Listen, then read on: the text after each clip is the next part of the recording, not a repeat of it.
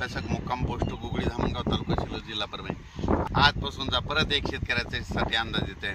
मागच्या अंदाजामध्ये सांगितलं होतं की राज्यामध्ये 4 तारखेला विदर्भात पूर्व विदर्भात पाऊस येईल, 5ला पश्चिम विदर्भाकडे येईल. आणि मला सांगतो की काल आमच्या भागामध्ये पाऊस आलेला आहे. तर काल या ठिकाणी पाऊस पडलेला आहे. तर त्याच्यानंतर आता परत सर्व शेतकऱ्यासाठी अंदाजाची पाहिजे 7ला ते पाऊस म्हणलं की पुन्हा आणि पुढं सरकणार आहे. म्हणजे मराठवाडा, पश्चिम महाराष्ट्र, उत्तर महाराष्ट्राकडे जाणार आहे, हे अंदाज सांगितला होता. तर योगायोगाने सांगतो की आता आज 7, 8, 9ला तो पाऊस आता राज्यामध्ये आता बराच पुढे सरकणार आहे. म्हणजे उत्तर महाराष्ट्राकडे, सातारा, सांगली तिकडे देखील जाणार आहे. आणि मराठवाड्यात देखील बऱ्याच ज्या ठिकाणी नाही पडला त्या ठिकाणी ह्या 3 दिवसात चांगला पाऊस पडणार आहे.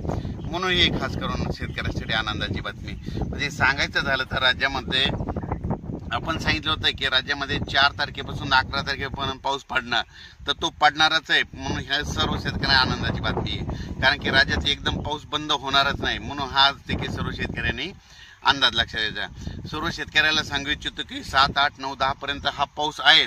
पण परत एक शेतकऱ्यासाठी आनंदाची बातमी मी प्रत्येक वेळेस बघा जानेवारीमध्ये अंदाजात सांगितलं होतं की शेतकऱ्यांना दरवर्षी काय करायचं, पाऊस कधीच कोणाला विचारात जाऊ नका. दरवर्षी 10 जुलै ते 15 जुलैमध्ये पाऊस पडतो, हे कायमच्या लक्षात घ्या.